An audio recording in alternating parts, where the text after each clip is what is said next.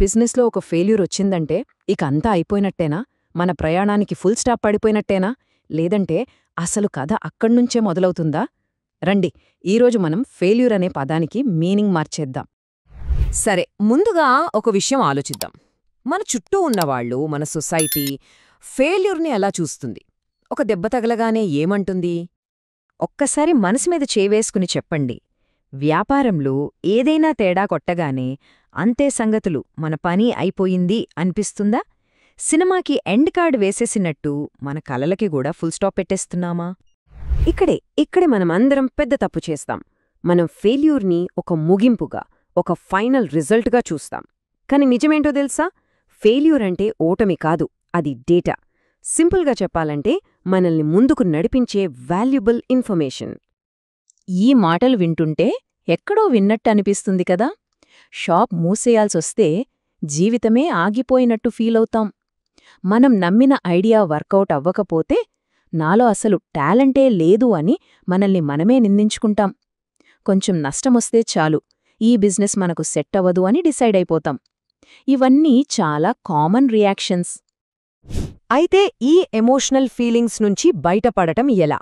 ఫెయిల్యూర్ని ఎమోషనల్గా కాకుండా అనలిటికల్గా, అంటే ఒక లెక్కలాగా చూడటమేలాగో ఇప్పుడు చూద్దాం. అసలు సమస్య అంతా ఇక్కడే మొదలవుతుంది. మనం ఫెయిల్యూర్ని మనసుతో తీసుకుంటాం, బ్రెయిన్తో కాదు. ఆ బాధ, ఆ నిరాశ మన ఆలోచనల్ని కంట్రోల్ చేస్తాయి. దీంతో మనం క్లియర్గా ఆలోచించలేం. దీనికి ఒకటే సొల్యూషన్: ఫెయిల్యూర్ని పర్సనల్గా తీసుకోవడం ఆపేయాలి. దాన్ని కేవలం ఒక ఫీడ్బ్యాక్లా, ఒక రిపోర్ట్ కార్డ్లా చూడాలి. మనల్ని మనం తిట్టుకోవడం కాదు, ఏం జరిగిందో విశ్లేషించడం ముఖ్యం. చూడండి, మన ముందు ఎప్పుడూ రెండు దారులుంటాయి. ఫెయిల్యూర్ రాగానే బాధపడి మధ్యలోనే ఆపేయడం ఒక దారి. రెండోది, అదే ఫెయిల్యూర్ని అనలైజ్ చేసి దానినుంచి నేర్చుకొని ఇంకా బలంగా ఎదగడం. సక్సెస్ అయ్యేవాళ్లందరూ ఈ రెండో దారినే ఎంచుకుంటారు. సో ఈ రోజు నుంచి మనం ఫెయిల్యూర్కి ఇచ్చే కొత్త డెఫినేషన్ ఇదే. ఫెయిల్యూర్ అంటే ఎండ్ కాదు, అది మన కళ్లకు కనపడని ఇన్ఫర్మేషన్. మనం నెక్స్ట్ స్టెప్స్ సరిగ్గా వేయడానికి కావలసిన సమాధానాలు ఇచ్చే ఒక ట్రెజర్ మ్యాప్. అసలు ఈ ఫెయిల్యూర్ అనే డేటా మనకు ఏం చెప్తుంది? ఒక్కసారి ఆలోచించండి. ఏ ప్రోడక్ట్ జనాలు కొనట్లేదు? మనం పెట్టిన ఏ ఆఫర్ అట్టర్ ఫ్లాప్ అయింది? మనం టార్గెట్ చేస్తున్న కస్టమర్లు కరెక్టేనా? ఏ మార్కెటింగ్ మీద పెట్టిన డబ్బులు వేస్ట్ అయ్యాయి? మనం పెట్టిన ధర కరెక్ట్ కాదా? చూసారా ఎన్ని ప్రశ్నలకు సమాధానాలు దొరుకుతున్నాయో? సరే, ఇదంతా థియరీ బాగానే ఉంది, కానీ ప్రాక్టికల్గా వర్కౌట్ అవుతుందా? ఖచ్చితంగా అవుతుంది. దానికొక సూపర్ ఎగ్జాంపుల్ చూద్దాం. ఫెయిల్యూర్ నుంచి వచ్చిన డేటాతో సక్సెస్ని ఎలా అందుకున్నారో చూద్దాం. ఇది మన హైదరాబాద్లో జరిగిన ఒక రియల్ స్టోరీ. ఒక ఆవిడ ఎన్నో కలలతో ఒక బోటిక్ స్టార్ట్ చేసింది.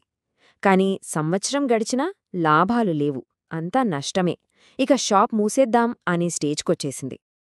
ఆ టైంలో ఆవిడ కూడా మనలాగే అనుకుంది, అయిపోయింది, నా బిజినెస్ ఎండ్ అయిపోయింది, బహుశా నాలో టాలెంట్ లేదేమో.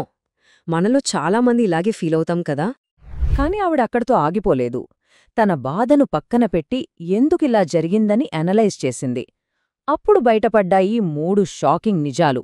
1, తను షాప్ పెట్టిన లొకేషన్ కరెక్టు కాదు. 2, షాప్లో అన్ని ఖరీదైన బట్టలే పెట్టేసింది. 3, అసలైన పాయింట్, తన కస్టమర్లు తక్కువ ధరలో మంచి డిజైన్స్ కోసం చూస్తున్నారు. చూసారా, డేటా చేతిలో ఉంటే డెసిజన్స్ ఎంత క్లియర్గా ఉంటాయో. వెంటనే 3 మార్పులు చేసింది. షాప్ని ఒక మెయిన్ రోడ్లోకి మార్చింది. కస్టమర్ల కోసం ₹399 నుంచి ₹799 లోపు కొత్త స్టాక్ తెప్పించింది. అంతేకాదు, వాట్సాప్ ద్వారా కూడా అమ్మడం స్టార్ట్ చేసింది. మరి రిజల్ట్? నమ్మలేరు, కేవలం 3 నెలలు. అవును, జస్ట్ 3 మంత్స్లో నష్టాల్లో ఉన్న బిజినెస్ లాభాల్లోకొచ్చింది. ఇక్కడ ఫెయిల్యూర్ ఆవిడ్ని ఆపలేదు, ఆవిడకు కరెక్ట్ దారి చూపించింది. సూపర్ కదా. మరి మన ఫెయిల్యూర్స్లోంచి కూడా ఇలాంటి డేటా ఎలా తీయాలి? దానికోసం ఒక సింపుల్ కానీ చాలా పవర్ఫుల్ టెక్నిక్ ఉంది. అదే 4 క్వశ్చన్ కంపస్. ఇప్పుడు అసలైన పాయింట్కి వచ్చాం. ఓకే, ఫెయిల్యూర్లో డేటా ఉంటుంది అంటున్నారు, దాన్ని బయటికి తీయడమెలా? అదే ఇప్పుడు చూద్దాం. ఇది చాలా సింపుల్. ఫెయిలియర్ ఎదురైనప్పుడు ఈ 4 ప్రశ్నలు మనల్ని మనం వేసుకోవాలి. నంబర్ 1, అసలు ఏం జరిగింది? ఎమోషన్స్ పక్కన పెట్టి కేవలం ఫ్యాక్ట్స్ మాత్రమే.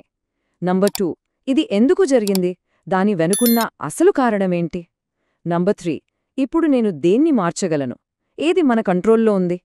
ఇక ఫైనల్గా నంబర్ 4, భవిష్యత్లో ఏం చేయకూడదు? మనం నేర్చుకున్న